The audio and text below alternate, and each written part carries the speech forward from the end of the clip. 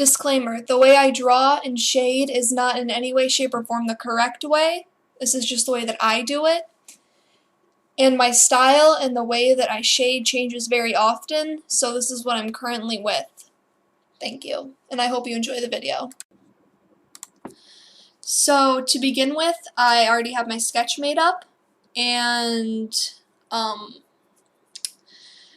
just trying to figure out what I'm about to do at this point. And at this point, I'm going to take my eyedropper tool, and I'm going to make sure that the pixel ratio that it picks up is quite large, so that I can get a very broad and general color range, which is kind of what I want because I don't want to get just one tiny little pixel of color and have his skin shade turn out all wrong, which is why I wanted to get like the general shade, which is what I'm trying to find right now.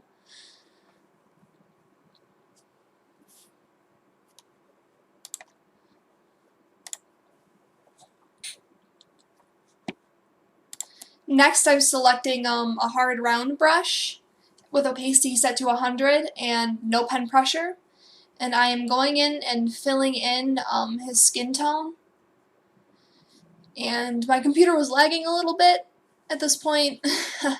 So, because Livestream, or the program that I use to record my desktop, kind of makes my computer lag. So, and no other recording programs that I found can capture the quality of live stream, so I'm just kind of stuck with this. Anyway, so I'm just going in and filling in his skin tone, and yeah. And I'm just going ahead and speeding up this process since I don't want you guys to be just sitting here and watching me color in his skin tone, which I've already gone over. So now that we have his skin tone filled in, we are going to want to take the magic selection tool in Photoshop. I'm using Photoshop CS6, and it was kind of late at night when I filmed this part, so I kind of didn't really have it all together. And I completely forgot to open up my reference picture, which was a mistake on my part. But anyway, so you're going to want to take the magic selection tool, or quick selection actually, I just saw what it was, and you're going to want to select his skin tone. Normally I do my shading in sections, which is why I only selected his torso. So that's what you're going to want to do next, and yeah. Now this is something kind of important that I want to mention. Rarely would you ever want to use the eyedropper tool and take actual colors from the reference picture. And my art teacher taught me this because the colors in the picture aren't always as bright or correct. Even though it's the reference picture, it's hard to explain, but you don't really ever want to take colors directly from the reference picture.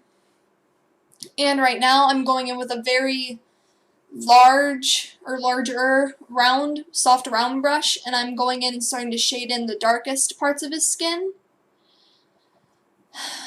And normally I start off with a bigger brush for more broad colors.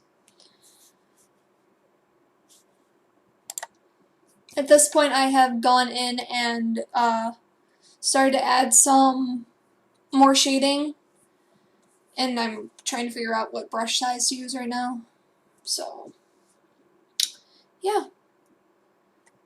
And right here I'm starting to pick out more ashy colors, like the darker, not so warm tones of his skin, and I'm starting to fill them in, like adding smaller details like under his underarm and where his pectoral is, like by his shirt. So that's where we're at right now. We haven't started adding highlights yet. Now we're starting to go in and add the finer details, like the shading under his jawline, and I'm still using that same ashy color as before. Sorry, pardon me drinking my water, my throat's sore. So we're going in and shading, and yeah, pretty much that's where we're at right now. We're adding the finer details slowly. And now we are starting to get into highlighting, which is, it can be difficult, but it's really not. It's not that difficult. So at this point, oh, I forgot to mention that when you are shading, you want to put pen pressure on, and you're going to want to lower your opacity to about 60 to 50.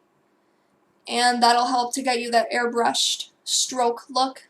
So, sorry about the late reminder, but I mean, at least I got it in instead of forgetting it. So now that we're going on to the highlights, you're going to want to basically use the same method, but maybe make your brush a little bit smaller. You're still going to keep the soft round, but you're going to want to make your brush smaller, and you're going to want to be more careful with your strokes. Like what I am doing here, I have to go back and take a darker color and redefine his temples. So you're just going to want to be a little bit more careful, and you have to be a little bit more choosy about what colors that you want to highlight with, because if you make your highlight too light, then it's not going to match the rest of the skin tone, and it's just going to look very strange. So just a little bit of precaution there. And this is when the finer details start coming in. So now I think a pretty good example of how human skin tones aren't all airbrushed and flushed. Some of them have, or a lot of people's skin tones have more harsher lights. So for this, at this point, you're still going to want to keep your brush at like a midway opacity, about 60, 50 with the airbrush, with the pen pressure on. But you're going to want to start pressing a little bit harder to get more of a defined highlight, which is important because you don't want him to look like just completely all soft, because humans are not completely soft. So that's just kind of important.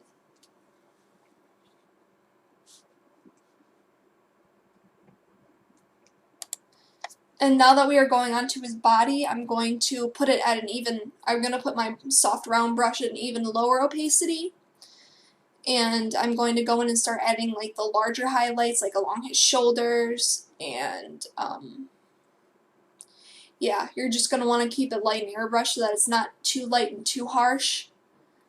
That's going to be for later, adding in the harsher tones. So his skin at this point was looking a little bit too, I don't want to call it ashy.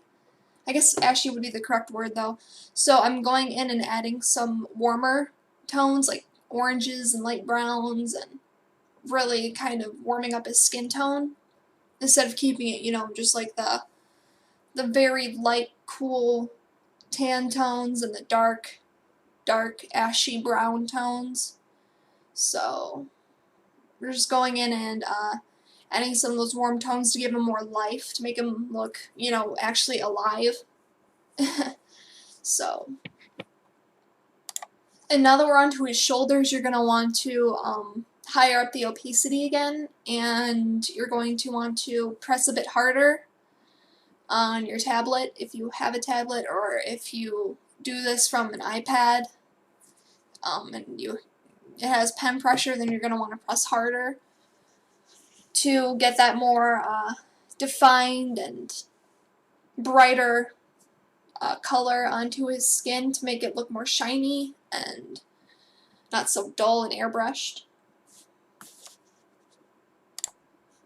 And now we are moving on to his face, and this is personally my favorite part of drawing in general. I love faces. So for this, I take a much smaller brush and I zoom in on the area, of course, and sorry about all these I'm very tired. I went to bed, I went to bed at 6 a.m. this morning because I couldn't sleep. So you take a soft round brush and you start going in and pressing harder again. You up the opacity even more, and you start going in and you start highlighting his nose, but you make sure your brush is very small so that you get more of that highlight instead of it looking, you know. So this is kind of important. And I'm highlighting his brows as well because his brow bone is quite defined. And the primary focus of this picture, in my opinion, is his face, because that's immediately what I'm drawn to, is his face. So I'm going to want to add highlights and contour it a bit more to pop it out, you know, make it the center, make your eye want to come to the face. And a really good way to kind of gauge your progress on your contours and making sure that it doesn't, how do I explain this? To make sure that your features aren't so soft and that it looks like an actual person, a really good way to gauge this progress is by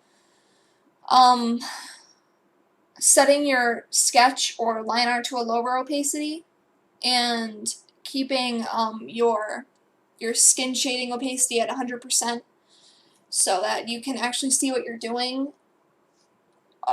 underneath the line work. So, but if you do line art and you keep it over your painting or your picture, then that's up to you. Now here I'm going ahead and adding some more defined tones, like darkening up his collarbone and his shoulder. I don't know what that muscle's called, but his shoulder. And also adding a highlight where his jugular is. I'm pretty sure that's what that vein is called. So, you know, just the little things really help to make a painting come together. It's kind of important. And here I am starting back up on the face, and I am adding the cooler, more ashy tones again to around his nose and his nostril area to kind of define it a bit more. And I'm also adding it around his jaw, which you'll see in a few seconds, I'm pretty sure. But mostly I'm focusing on the bridge of his nose right now, because his nose is a very prominent and defined feature in his face. And I'm also adding some lines, like some defined lines around his mouth, because that seems like a pretty defining area as well. Yeah, and now I'm adding it around his jawline. So just taking the same color, oh no, actually I changed the color, I made it more cool around his jawline, and I'm just going back in and defining that.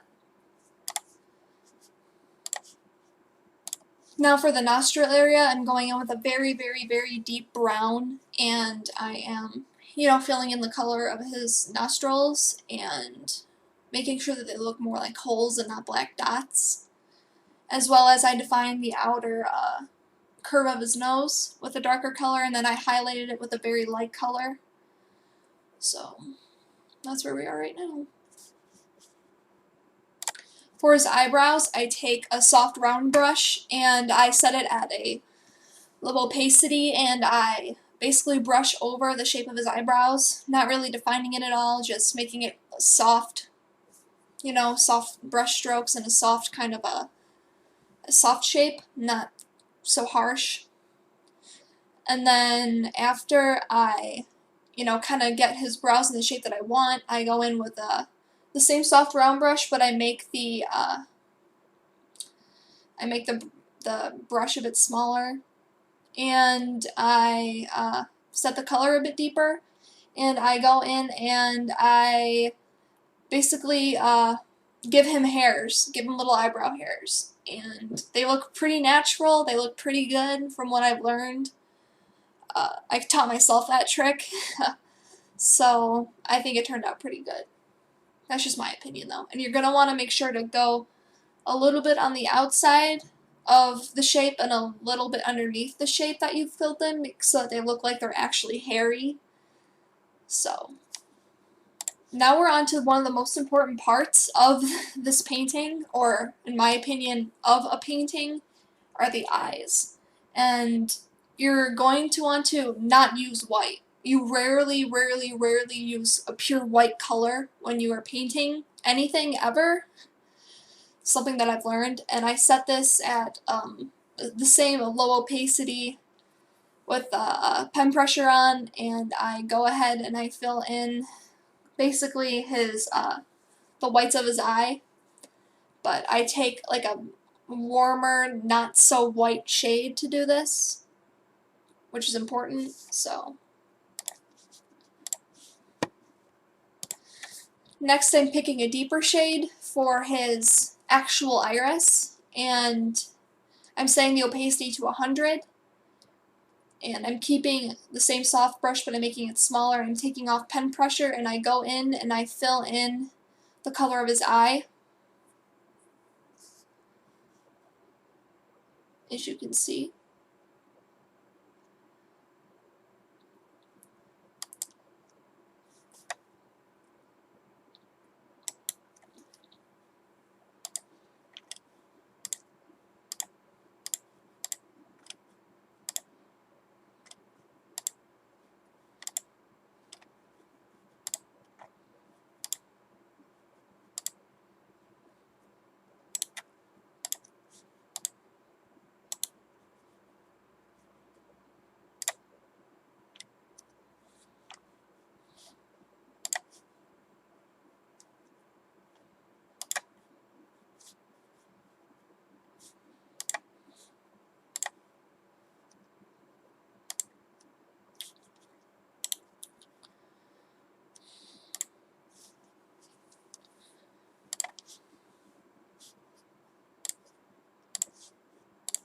And then once that's done, I go in and I take a darker shade and I fill in a dark ring around his iris to kind of make it more defined. And then I do the same thing for his pupil as well. So I use the same shade for the pupil and I kind of make it just a little circle, as you'll see. Next, I take a much warmer, lighter color, and I make two very small dots where his pupils are to give it some light. And then I add the same color to the parts of the iris that I did not round out and shade darker. And this kind of gives it some warmth and some life. And then I take the same soft round brush, but I take off the pen pressure and set the opacity to 100, and I add the highlights in his eyes. I make them very small to make them more realistic. And then I add some final highlights to his eyes, or the whites of his eyes, basically. Next, I'm taking a soft round brush again, and I put the pen pressure back on, and I set the airbrush setting on, and I kept the opacity at 100, and I went in and I started to fill around the shape of his eye, like where his eyelids, fucking, excuse my French, where his lash line is, and it's important that you do this to make sure that he has an actual defined shape on his eye, like around the eye region you can actually see his eyes. So this is basically just what I did. I used the same color, really, and I just went in and I filled in the shape, lined it out. So for his lips, I took a very light pink, well, not really much so pink, but like I guess it is kind of a pink color. I took a light pink with an airbrush, and I went over and I filled in the shape of his lips, very basic. And then I went in with a much deeper shade, like a deep brown, and I lined in the opening of his mouth, which is basically how I start all mouths, because starting any other way is kind of difficult. And then at this point I went in and I took a darker brown and I started to shade in the shadows of his lips. And I used, the same technique, light opacity, pen pressure, the harder you press, the deeper the shadow, I can't talk right now. I'm sorry. Shallow? What's a shallow? What? I'm sorry. My Russian accent is coming out. I never even knew I had it. And then I go ahead and I fill in his upper lip, a darker color. And yeah, that's what I do. And then I go ahead and outline the outer part of his lips very, very lightly. Next, I'm taking a deeper brown color and I'm defining his upper lip. And I'm making it look more full and rounded.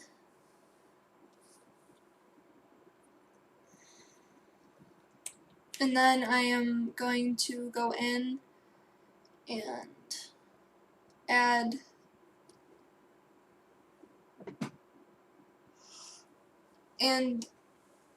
some more lighter tones to make his lips more shiny and make him look more realistic, which will end up looking very nice at the very end. And then after this, I make the brush much smaller and I go in and I highlight his upper lip to make it appear more full, to make it also look more realistic.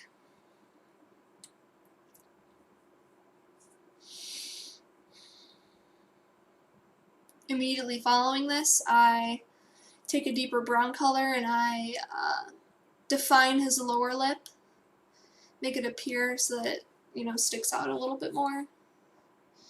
And then for the rest of the video, I just repeat the steps that I have been doing. And that's basically it. That's the end of the tutorial. This picture in particular I found on Tumblr, and the majority of the pictures that I do for my photo studies I find on Tumblr because there are just so many people that are on Tumblr that are beautiful. and photo studies are purely for my practicing, and in no way, shape, or form is this the correct way to draw. I just go with my gut, and my style and the way that I color changes so often it's not even funny. So this is currently what I do.